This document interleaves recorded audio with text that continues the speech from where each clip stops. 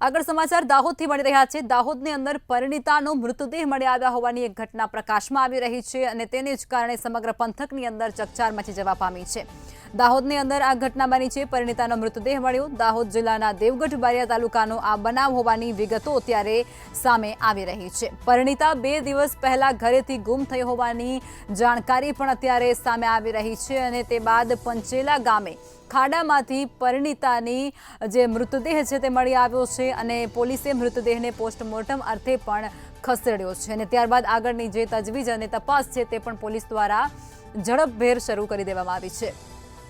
દાહોદથી આ સમાચાર છે। દાહોદમાં પરિણીતાનો મૃતદેહ એક ખાડામાંથી મળી આવ્યો છે। દાહોદના દેવગઢ બારિયા તાલુકાનો આ બનાવ સામે આવી રહ્યો છે, જે અંતર્ગત એક પરિણીતા છે તેનો મૃતદેહ મળી આવ્યો છે ખાડામાંથી। ત્યાં સમગ્ર પંથકમાં ચકચાર મચી જવા પામી છે। લોકોના ટોળા પણ ઘટના સ્થળે જોવા મળ્યા હતા।